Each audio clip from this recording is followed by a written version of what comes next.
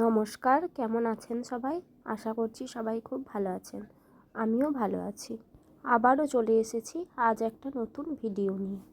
ভিডিওর শুরুতেই ভিডিও দেখেই বুঝতে পেরে গেছেন কি বানাতে চলেছি আজ।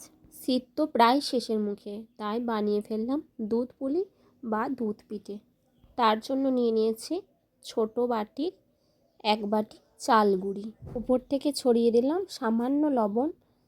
ওই চাল গুঁড়িটি ফুটন্ত জল দিয়ে একটি খুন্তি বা চামচের সাহায্যে একটু মেখে নেবেন। জলটা গরম তো, তাই খুন্তি বা চামচ ব্যবহার করতে হবে। একটু ঠান্ডা হয়ে আসলে ভালো করে হাতের সাহায্যে থেসে নেবেন। একটু ভালো করে থেসে নিলে পিঠেগুলো ফেটে যাওয়ার ভয় থাকবে না। দেখতে পেয়েছেন কত সুন্দর নরম হয়েছে। পুরটা আমি আগে থেকেই তৈরি করে রেখেছি। পুর দিলেও হবে, না দিলেও হবে। পুর দিলে পিঠেগুলো খেতে ভালো লাগে। দেখুন আমি কিভাবে পিঠেগুলো তৈরি করছি, ঠিক সেরকমভাবেই তৈরি করবেন, তাহলে একটুও পুর বেরিয়ে যাবে না। একটু লেচি কেটে নিয়ে হাতের তালুর সাহায্যে এরকম বাটি আকারে শেপ দিয়ে পুর ভরে তর্জনী আর বৃদ্ধাঙ্গুলির সাহায্যে মুড়ে দেবেন। হাতের তালুর সাহায্যে পিঠের ল্যাচ দুটি সমান করে দেবেন। দেখুন আমার পিঠেগুলো বানানো হয়ে গেছে।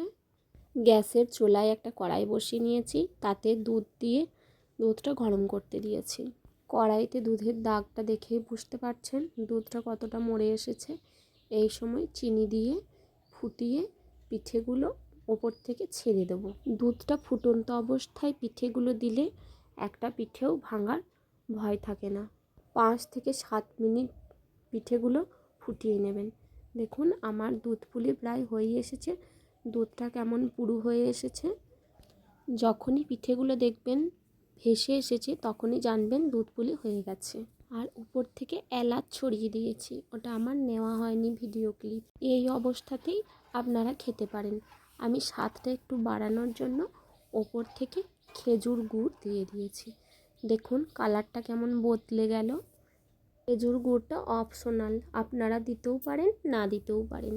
আমার বাড়িতে সবাই খেজুর গুড় দিয়ে খেতে ভালোবাসে, তাই আমি খেজুর গুড়টা দিলাম। দেখুন সব পিঠেগুলোই গোটা আছে, একটা পিঠেও ভাঙে না। এরকমভাবে বানাবেন বাড়িতে, দেখবেন একটা পিঠেও ভাঙবে না। আজ তাহলে আসি, আবার আসবো একটা নতুন ভিডিও নিয়ে। ততক্ষণে সবাই সুস্থ থাকবেন, ভালো থাকবেন। আপনারা এতক্ষণ দেখছিলেন ননিশ মম চ্যানেল।